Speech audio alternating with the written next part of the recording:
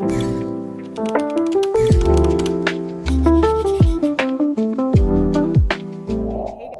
everybody, and welcome to Book Club. We have a really special guest today, which is Jonelle. She works with, actually, I believe you founded Scraplanta. No? I'll explain. Okay. Well, she is from Scraplanta, which is a local thrift craft store, essentially, who's working towards a really great mission. And we wanted to kind of bring awareness to Scraplanta, what they do, what they're about, all of that. So we're really excited to have you here today. Thank you for joining us. Yes, thanks for having me. And it's funny, I'm often confused as the founder because when I started, I really helped Scraplanta like rise to prominence. But I have to attribute the founding of Scraplanta to um, four fabulous women who were like, we want creative reuse in Atlanta. And they started the work back in 2011 and just they built it as far as they could go, and then they passed the torch on to me. And now, as executive director, I do seem to come off as the face of the organization, but not the founder. Okay, Yeah, that makes sense because all the photos I've seen are you and like at the desk and things like yeah. that. Okay, that makes sense. Well, we are very appreciative for this for our women. Thank you. So just to kind of start us off, we'd love to hear more about really what Scrapland is about and the overall mission and what is kind of something you want people to know about Scraplanda that may not be obvious to the everyday eye or just from your website. Yes. So with Scraplanta, we are a 501c3 nonprofit. So that means we can beg for money, but or just write grants. And when I started, I was responsible for opening our art supply thrift store because there are a lot of creative reuse centers across the country. But in Atlanta, the movement hadn't really gotten more established. So before Scraplanta, there were a couple of other projects that happened. But I think we were the only ones to survive like retail apocalypse and the pandemic and everything that happened. So I guess that's our fun fact is that we are very resilient. Yeah, That's awesome. yeah. Nikita, I know you had some questions about the different locations too.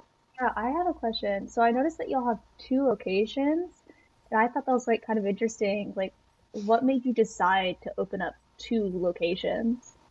Yes. So our first location is in Tucker, and this was a decision that was started before I started.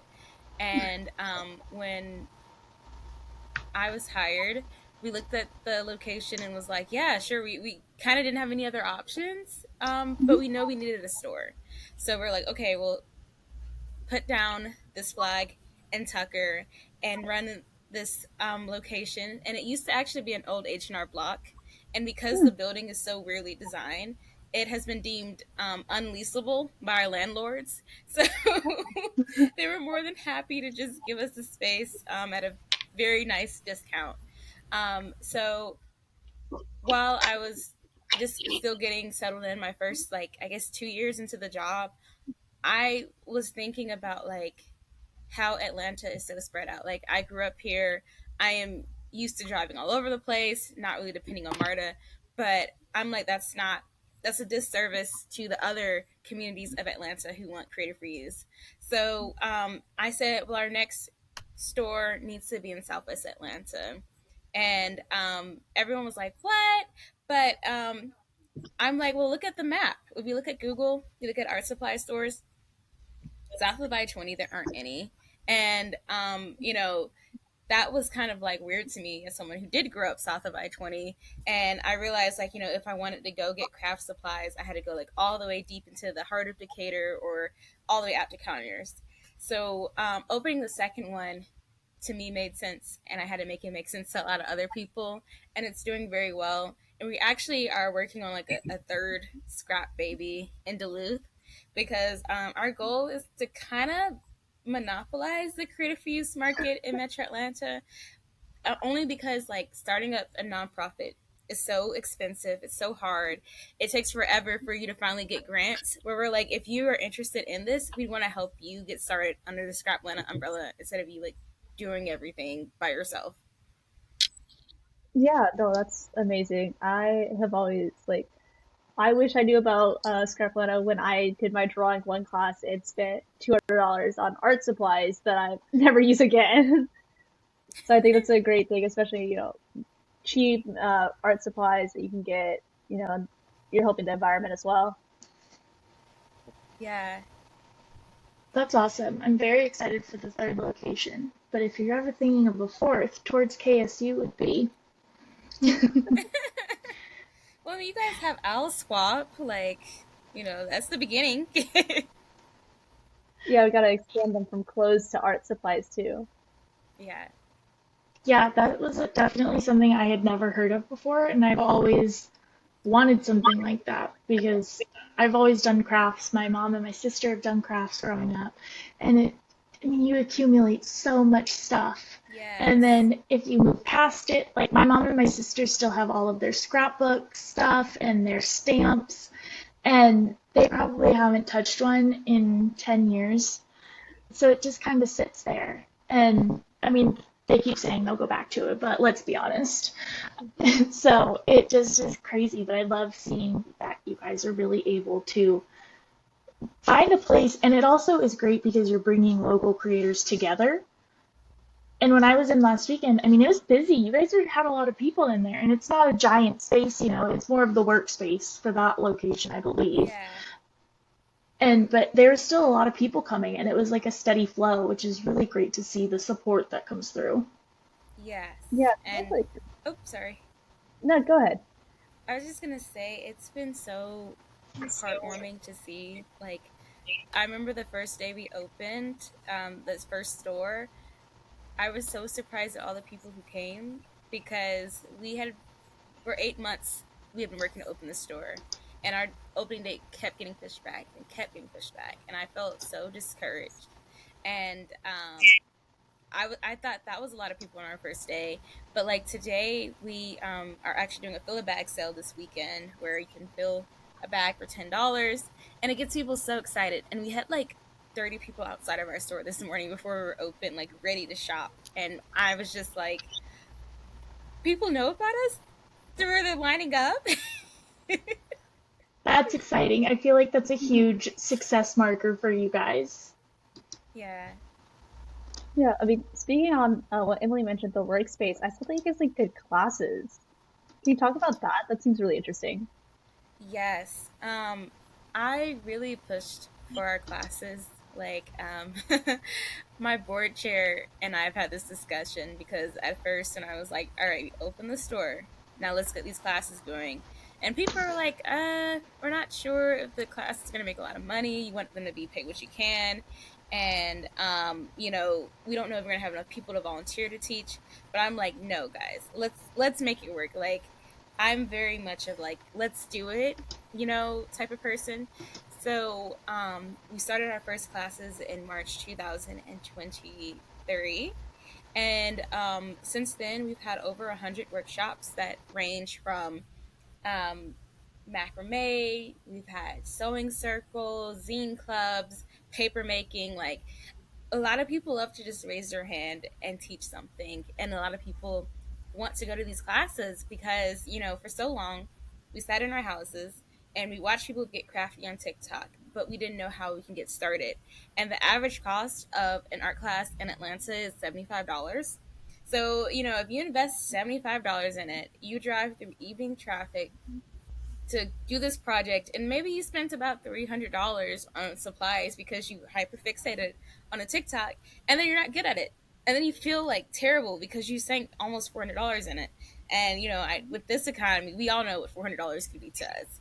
So with us, we want to lower the entry fee to get to our classes and our materials because maybe you spend $25 on our workshops and maybe another $25 in the store. If you really get it and you love it, then you later on you might invest 75 or $100 on another class on that subject. But like, you have to just get past the barrier of just getting started with it.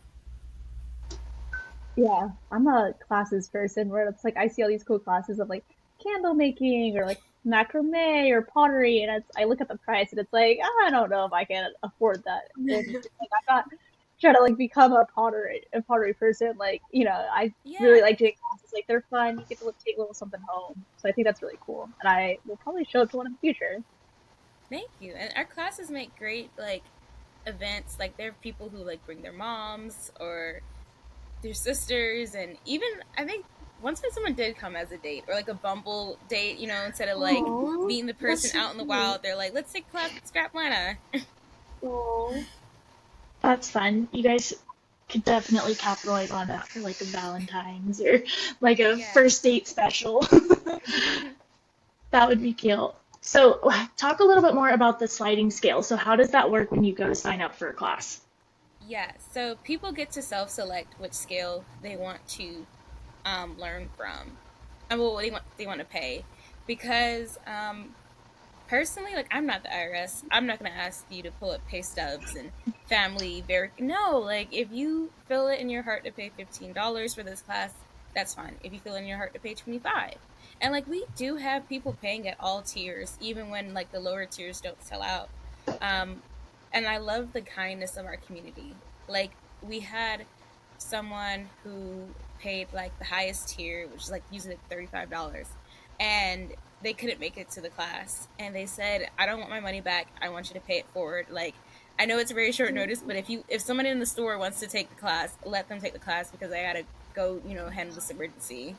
And I love that. That's really awesome. And that was kind of something we were curious about is what is the impact you've seen on the community around you?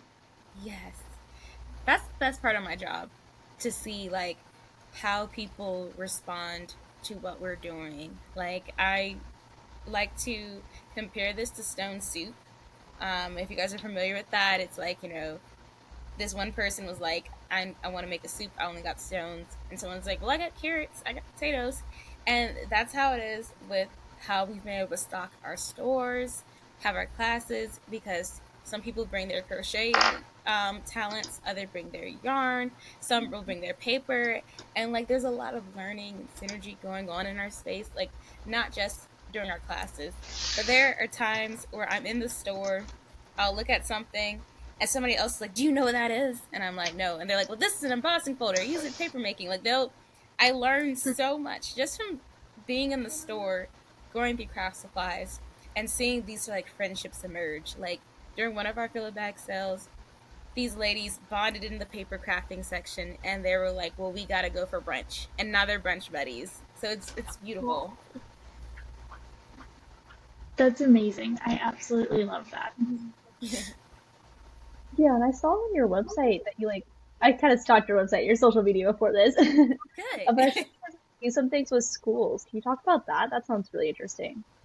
Yes. So when we work with schools, we do our best to give what we can. So, like, 30% of what we get is fabric, and we can't sell all of it. So, like, one time the school was doing a production of The Lion King, and so we gave them, like, all of, like, the animal print fabrics. And then sometimes if a teacher emails us their lesson plan, like, sometimes they'll do something like, nowadays elementary schools do this 100 days. But yeah, I 100 days that of school. 100 days of school. Yeah, I did not do that back in my day, but now they Nope. do. And so, teachers and parents are like, well, what do we do for the 100 days? We need 100 of something. And we got bottle caps, we got corks, we got all those like fun things. And so we help like teachers of all levels, like not just elementary art. Like, we have preschool teachers who help with like the tactile motor functions for children. We have high school teachers who want their students to like get away from their screens and do something tactile. And then, like history classes sometimes use art to like, depict historical events. And we even have college professors, play therapists coming here. So like it's some of everybody who's using art as a part of the education and therapy process to enrich the youth. Yeah, that sounds really fun, Awesome. especially the 100 days, because I had that at school, and I brought 100 beans. Like my mom gave me a bag of dried beans. She's like, "That's what we got." It's like, oh. 100 bottle caps sounds way interesting. See, I don't. I feel like we could maybe come up with 100 beans in my house, but even that's iffy. But you can definitely craft with some beans. We Yeah. used to make the shakers, all of that. It's useful. Yeah. I So love that you guys are enriching the children and trying to like promote the artistic side of their learning because, I feel like I learned to count with things. Yeah. Teachers weren't like, here, they're on a paper. It was like, here's these, like you said, the tactile thing, like tactile elements that you're learning with, and you can actually physically put them aside to count. And I mean, even that is probably kindergarten, elementary, but all the way up to college, that they're trying to really challenge their students to just think a little bit differently. But I love that you guys provide that enrichment aspect. Like, yeah, we'll help. Just let us know. Yeah. I mean, I think art's a really important part of like a well-rounded education. And I went to two different elementary schools as a kid. And the first one I went to was like in a nicer area, and we had like art class and music class and all these like different art things. And then the next one I went to, we only had music because it was the Mm. only thing the school could afford. It was like the Mm. recorders and like we'd do dances and a couple of music things, but we didn't have any like traditional art or like Yeah. painting or anything, just because like the school could not afford that. So I think that's really cool that you kind of like give back to schools and encourage a new generation of artists and crafters. Yeah. Because the average teacher spends about $500 a year on school supplies, and that's ridiculous for people who do not make that much. So a teacher shouldn't have to choose between like feeding the children's minds or feeding themselves. That's a great way to put that. And so, I mean, school supplies are not cheap. Even binders now are like $5. And I noticed Oh that my you guys god. had binders in there. Yeah, you guys had binders available and lined paper. I mean, those are things that teachers can't ever get enough of. I mean, the Yeah. simplest pencils. They always want sharpened pencils. And as a kid, my mom would buy the unsharpened pencils because they're cheaper, and we would sit before class and sharpen all the pencils because the teacher wants the sharpened ones. Wow. That's asking too much. I would have needed them to lower their expectations. I I Yeah, feel like my definitely mom would have told them that too. I my mom's definitely always a strict experience rule follower, so. sticker shock sometimes. Like when I go to the store, because I'm so used to Scraplanta prices. So like you said, a binder being $5, and I'm like, oh my gosh, Yeah. shock. And I had a ton of them that I sent off to my nieces because they're both still in school and like take them. My sister was like, I can't find a single eraser in our house. I was like, I probably have 10. Like, Yeah. why? I don't know. I'm pretty sure some of these are from middle school, but you can have them. So I sent them all in a box. I was like, they're yours. Like, here's lined paper. I'll provide your kids school supplies this year. Free of charge, I guess. Yeah.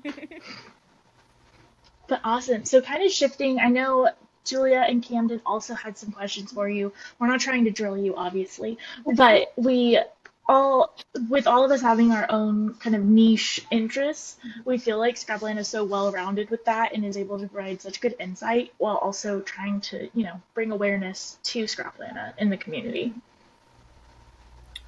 Should I go Yeah. first or should Whatever you guys are vibing with. you go first? You have a question first. Okay. Wait, did you say me? Yes.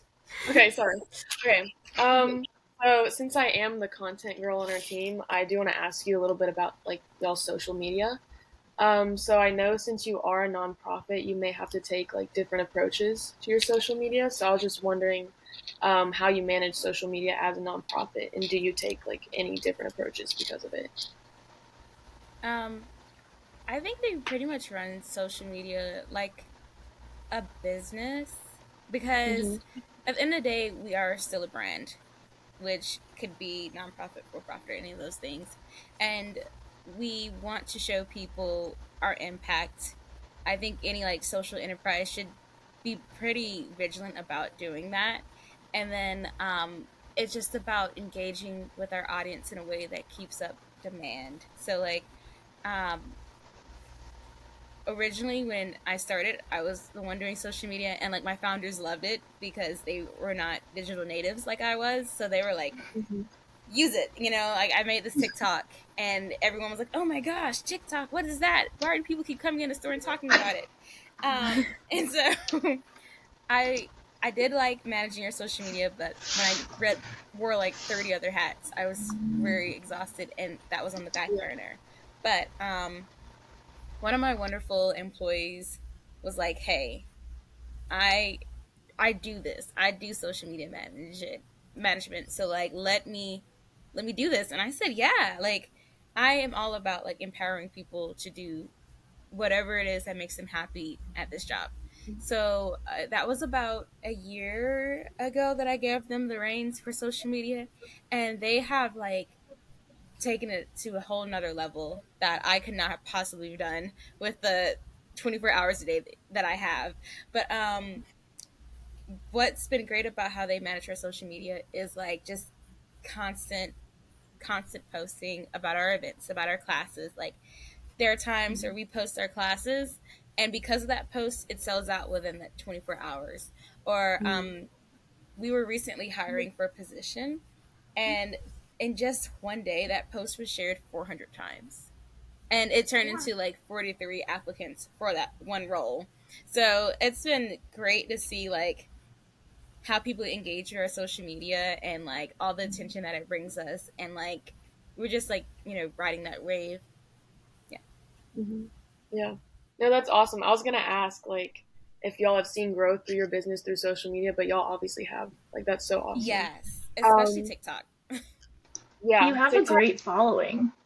Yeah, I agree. Like y'all social media looks great. I also looked at it like Nikita did before. I think y'all do very good. I can see why. But I was also gonna ask like what advice you would give to other small businesses who are trying to start their online presence, like with their social media. um I would say definitely use social media, but like currently I'm like on a personal break from it because it can be exhausting to Yeah. see like other people's lives, like you know so up close. But Yeah. um on the other hand, it's such a great tool for growth, and so to take a look at multiple platforms, but the platforms that work best for you. Because like I said, like I love TikTok, but TikTok's about to go away on Sunday, possibly. So it's good that we already have an Instagram and a Facebook, and Facebook does tend to skew older. So we have older people who love us on Facebook, and we make sure we interact with them the same way we interact with um, the younger crowd on Instagram. We also have a LinkedIn, and we rarely use it, but it's great because like my network is full of people in the nonprofit industry and some potential funders. So whenever we post on LinkedIn, like we can target it and be like, okay, we're talking about more businessy things. So just make sure like how to engage the audience for whichever platform you use. We never had a TikTok or a Blue Sky, but we thought about getting on Threads because their algorithm is great. Yeah. But it is worth it to spend a couple hours a week on social media strategy. Yeah, Actually, that's I feel great. like Facebook's a good one for crafters. All those Facebook groups, I see a whole bunch. I'm in a whole bunch. But I am a big Threads girly. I love Threads. Threads was great, but Threads is also why I had to get off social media, because I realized there's a lot of engagement baiting that people do on Threads. Like, recently Joanne's Fabrics announced that they were closing, and so many people kept posting, "Where do I shop for fabric?" And I'm like, "There's people already posting this," but the algorithm knew that people would keep engaging with posts like that. Yeah. Yeah, I have to flush mine out every once in a while, but I feel like it's at least, I feel like it's a little bit more fun than a lot of the other, it's what Twitter used to be, but still a little bit more contained than Twitter ever was. Twitter's unhinged. It always has been. So I feel like Threads is the reined in version of what Twitter was. Yeah. I feel like Threads is so nice. Like they're all so friendly on Threads. It's Blue At least Sky. it's my Really nice.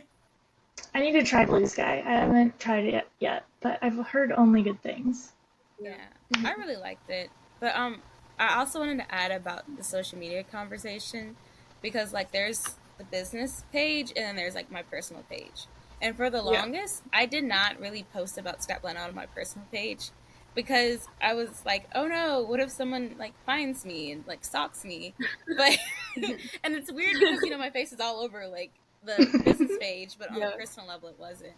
And I learned that there was more power in me like sharing my story. Like once people saw that the person behind it was like a zillennial trying to figure it out, making memes, like just a regular person. Like I'm, Scraplanta isn't some corporate entity where you don't really know the CEO like that. Like it's me. You can easily find me, and here's my journey. I feel like we're all just trying to figure it out together. Yeah. I think it brings that humanizing touch to share it on like your own personal stuff. So I've been trying to reshare our book club posts, even though I find it a little difficult because I also have that like mentality of like, oh, I don't know, because everyone's seeing it. But I think it does bring like that human touch, especially for a nonprofit. Yeah.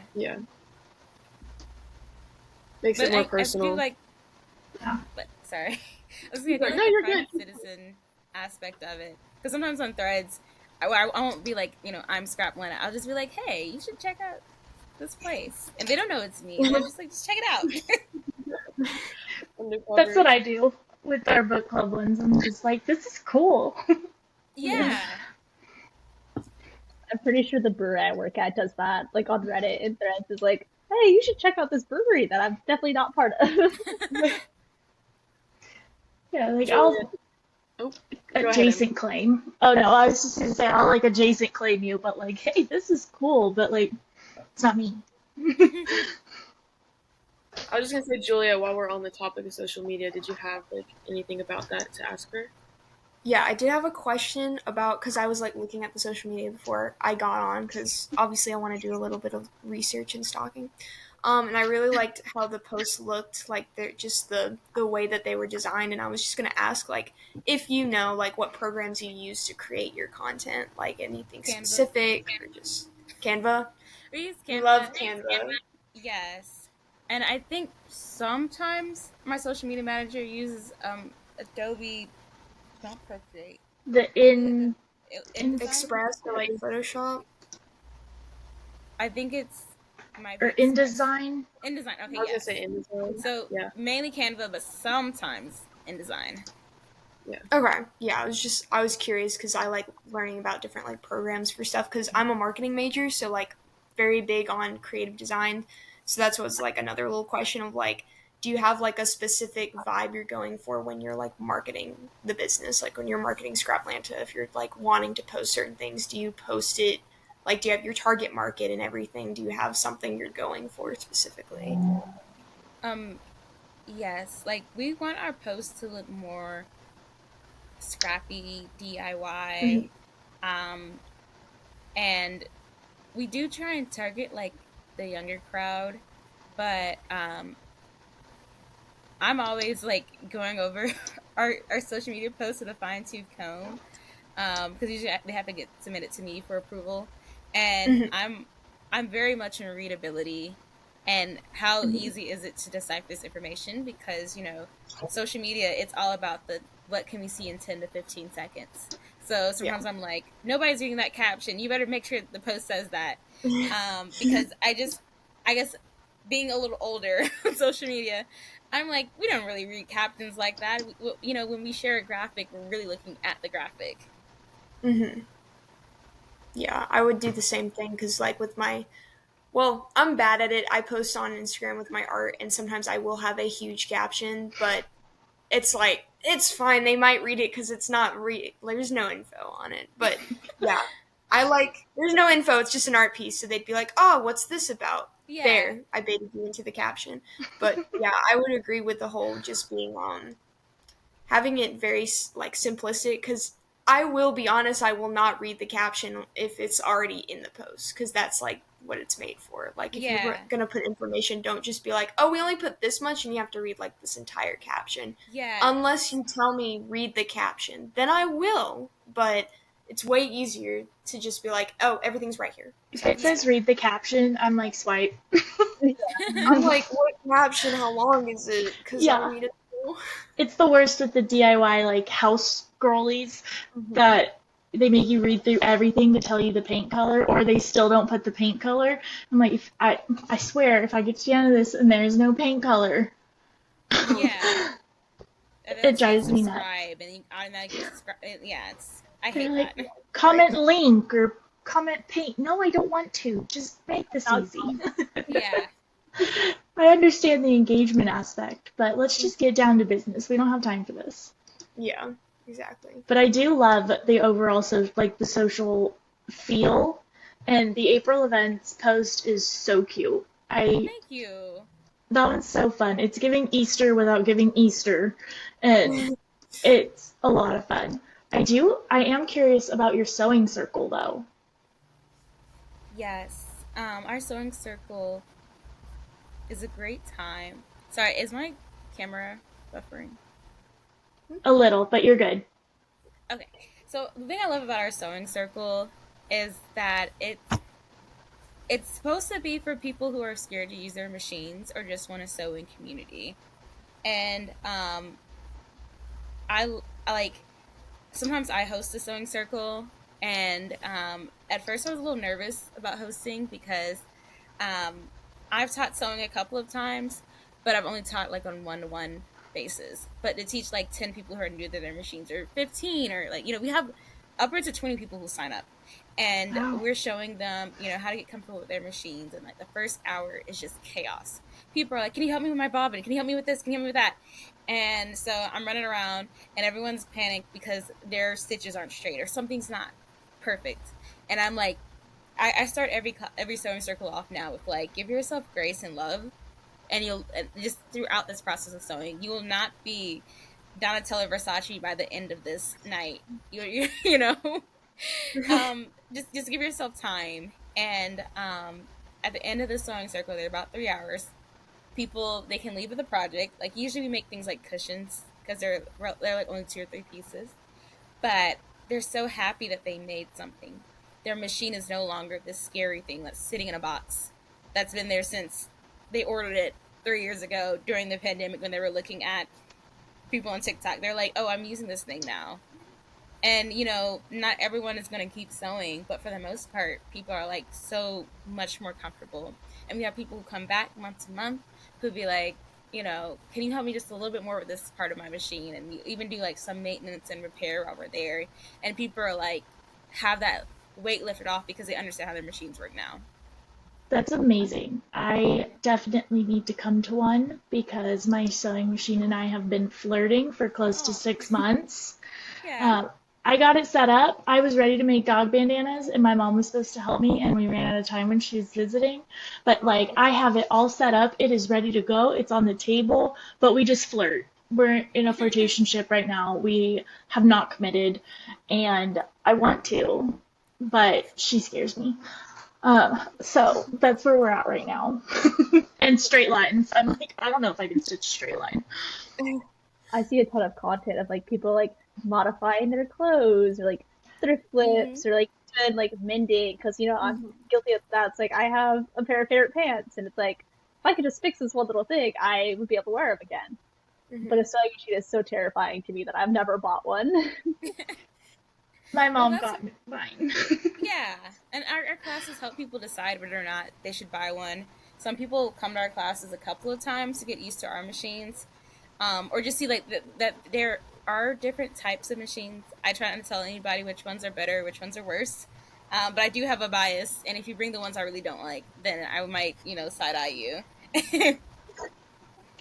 We love that though. I feel like you have to just be honest. If it's, some of them are just way too technical. Like you're a beginner buying a heavy duty. Let's pull it back. Those are really scary. Those are giant needles.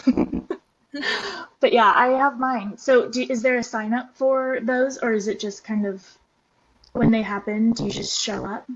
No. She's like, do that. Ticket Tailor box office that we use. And we update that like every month. So some people like have it saved in their browser and just refresh it as new classes come. Other people, they're subscribed to our newsletter, like our website. Like we try and make sure we let people have ample notice about our workshops. That's amazing. I really love. Yeah, you're gonna see me there because I need to stop flirting with my machine.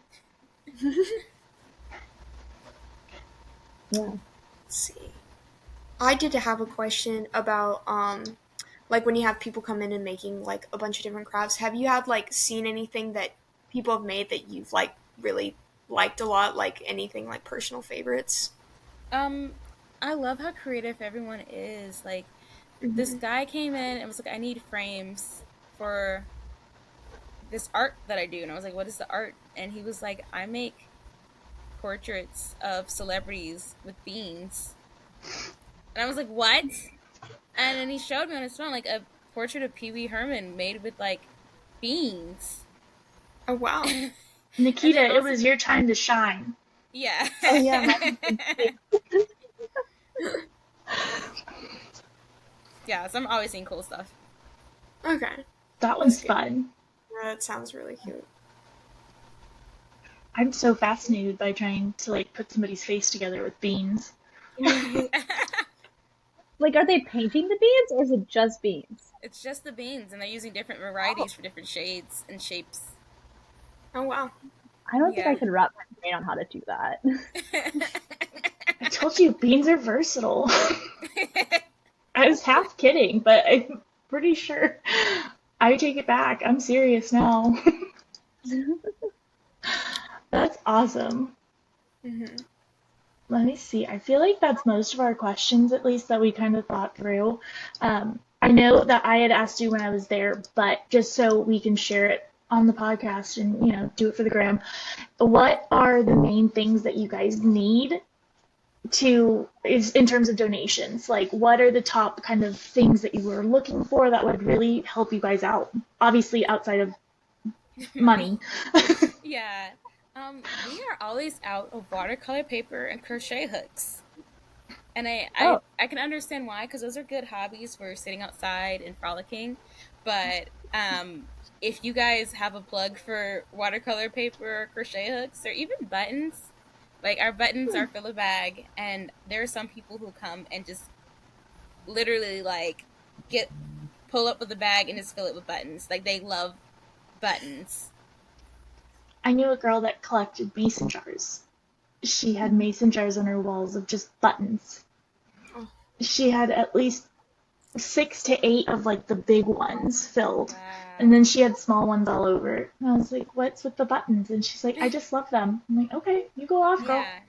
Yeah. I Yeah. just I am very guilty of buying several crochet kits that come with everything you need and then not finishing. And now I have like 8 crochet hooks. Wow. You stop by. Yeah, I better come up off them. Oh yeah, so tell us about the donations. When do you guys take donations? I know that it's different per location, but Yeah, so each of our locations, you can bring one bag anytime you shop. If you are doing like a studio clean out, like at the end of the year, you clean out your dorm and you have multiple bags or boxes, you will have to make an appointment with our Tucker store because we're full. Like we've gotten over 160,000 pounds of materials, wow. and to process all of that, it takes a lot of people power, brain power, and all that. So we tell people like just bring us one bag or box that you can carry during our retail hours, and we can usually process it. But like next month when everyone's leaving their dorms or moving out of their childhood homes, we're gonna be like inundated with stuff all summer long. So I'm assuming that means you guys need volunteers. How does that volunteer process work? Yes. So we have a volunteer database, and we're currently transitioning to use Gift Pulse because it's integrated with more universities. But if you sign up for our database, then we'll send out a monthly newsletter to be like, hey, help us out in the store or even our community events, because sometimes we're just out there in the streets doing a creative craft and we need just people to help with facilitating that. That's awesome.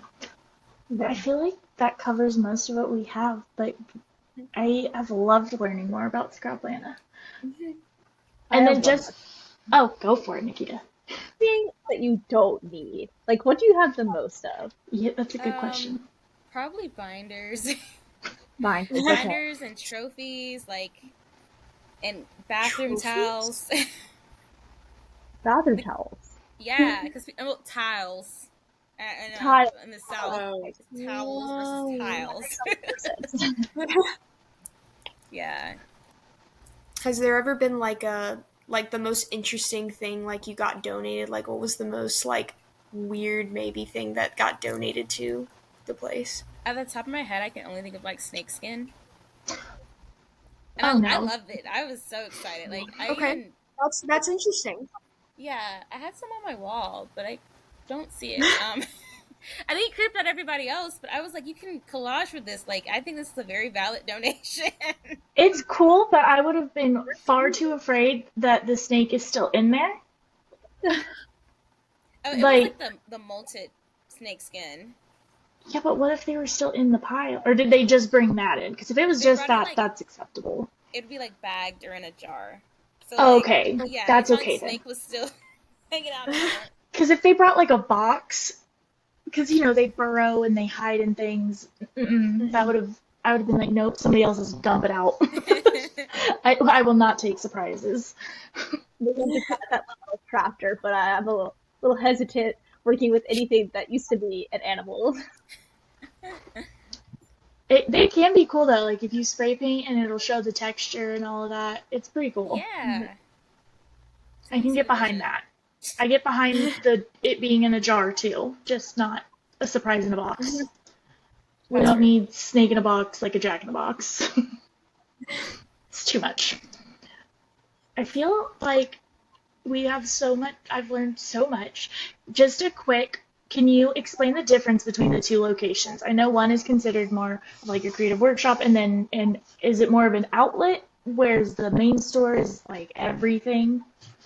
Yes, so we have Scrap Tucker, our flagship store, at a wonderful 2,900 square feet. And so you can bring your donations, you can shop Thursday through Monday. And we do have workshops, but the workshop space isn't as big as it is at our Scraplet. Our Scraplet is located in Adair Park inside of Create ATL. And that one, it is 350 square feet.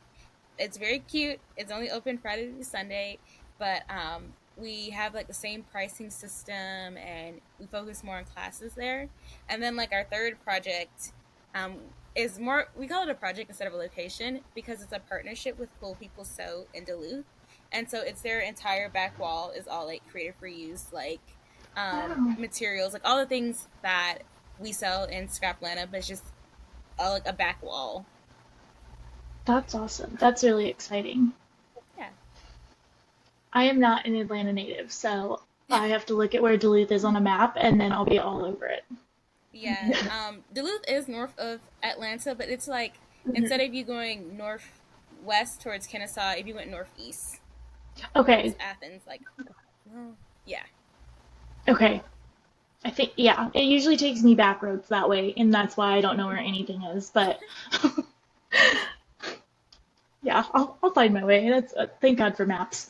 Yeah. I don't think I'd get absolutely anywhere without a map. Well, awesome. We're so excited, and we thank you for coming on our show. This has been awesome. Yeah, thanks so much for having me. I look forward to hearing the episode, and yeah, you guys have a great end of your semester. Thank you.